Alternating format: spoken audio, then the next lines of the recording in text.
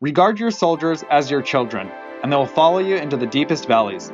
Look upon them as your own beloved sons, and they will stand by you, even unto death. If, however, you are indulgent, but unable to make your authority felt, kind-hearted, but unable to enforce your commands, and incapable, moreover, of quelling disorder, then your soldiers must be likened to spoiled children. They are useless for any practical purpose. I'm exploring passages from The Art of War as they pertain to methods and discipline. As I reread and reread this book, I see more of how it clicks together across the chapters. We'll read through most of these like a poem, stopping to break down just a few phrases or concepts. Keep in mind that this can be used for parenting, business, management, sports, team building, and even on ourselves. I'm Michael Archuleta, and these are the things we need to know. Like badass skills and tactics? Subscribe and hit the bell. Methods and disciplines of Sun Tzu in The Art of War. The art of war is of vital importance to the state. It is a matter of life and death, a road either to safety or to ruin. Hence, it is a subject of inquiry which can on no account be neglected. The art of war, then, is governed by 5 constant factors to be taken into account in one's deliberations when seeking to determine the conditions obtaining in the field. These are 1. The moral law. 2. Heaven. 3. Earth. 4. The commander. 5. Method and discipline. All of these factors are to be used collectively and then in accordance with the other laws of the art of war. Let's focus on number 5. By method and discipline are to be understood the marshalling of the army in its proper subdivisions. Proper subdivisions and order. This is the chain of command and expectations we have for our orders to be carried out. The graduations of rank among the officers, promoting, demoting, recognizing, punishing accordingly, a system for rewards and punishments. The maintenance of roads by which supplies may reach the army, roads, passes, supplies, receiving, distributing, and related logistics. This is the environment and economics. And the control of military expenditure. The cost on the soldiers and the people, economically, monetarily, physically, mentally, the wear on the people's souls. The consummate leader cultivates the moral law and strictly adheres to method and discipline. Thus, it is in his power to control success. The moral law causes the people to be in complete accord with their ruler, so that they will follow him regardless of their lives, undismayed by any danger. These 5 heads should be familiar to every general. He who knows them will be victorious. He who knows them not will fail. Therefore, in your deliberations, when seeking to determine the military conditions, let them be made the basis of a comparison in this wise. 1. Which of the 2 sovereigns is imbued with the moral law? 2. Which of the 2 generals has most ability? 4. On which side is discipline most rigorously enforced? 5. Which army is stronger? 6. On which side are officers and men more highly trained? 7. In which army is there the greater constancy both in reward and punishment? By means of these 7 considerations, I can forecast victory or defeat. With his forces intact, he will dispute the mastery of the empire, and thus, without losing a man, his triumph will be complete. Here is one example of where he directly references another chapter. This is the method of attacking by stratagem. What the ancients called a clever fighter is one who not only wins, but excels in winning with ease. Hence, his victories bring him neither reputation for wisdom nor credit for courage. He wins his battles by making no mistakes. Making no mistakes is what establishes the certainty of victory, for it means conquering an enemy that is already defeated. Hence, the skillful fighter puts himself into a position which makes defeat impossible, and does not miss the moment for defeating the enemy.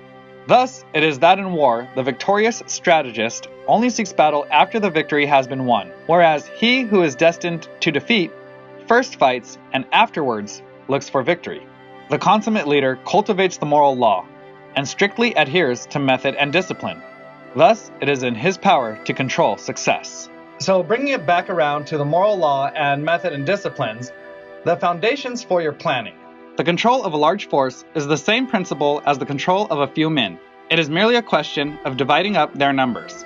Fighting with a large army under your command is no wise different from fighting with a small one. It is merely a question of instituting signs and signals. The Book of Army Management says, "On the field of battle, the spoken word does not carry far enough. hence the institution of gongs and drums.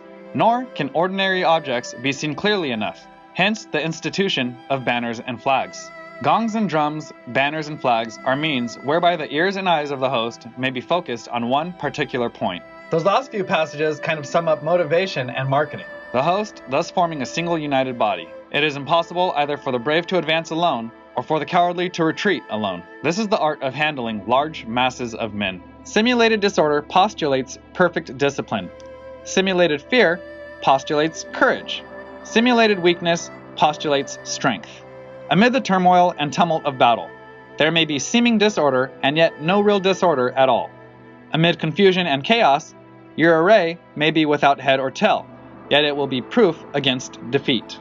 The clever combatant looks to the effect of combined energy and does not require too much from individuals, hence his ability to pick out the right men and utilize combined energy. If soldiers are punished before they have grown attached to you, they will not prove submissive, and unless submissive, then will be practically useless. If when the soldiers have become attached to you, punishments are not enforced, they will still be useless. Therefore, soldiers must be treated in the first instance with humanity, but kept under control by means of iron discipline. This is a certain road to victory. In the practical art of war, the best thing of all is to take the enemy's country whole and intact. To shatter and destroy it is not so good. So too, it is better to recapture an army entire than to destroy it. To capture a regiment, a detachment, or a company entire than to destroy them. If in training soldiers' commands are habitually enforced, the army will be well disciplined. If not, its discipline will be bad.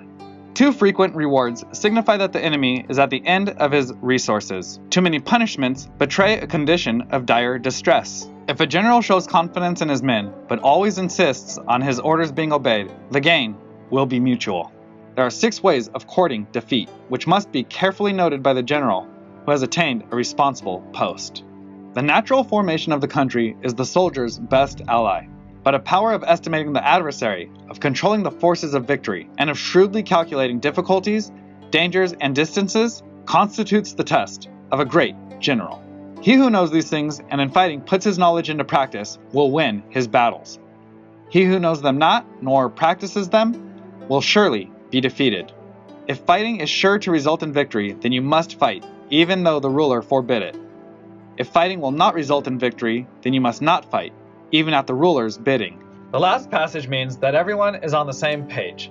If we're all focused on the same end game, the same moral law, we will do the correct things to get that accomplished. The general who advances without coveting fame and retreats without fearing disgrace, whose only thought is to protect his country and do good service for his sovereign, is the jewel of the kingdom.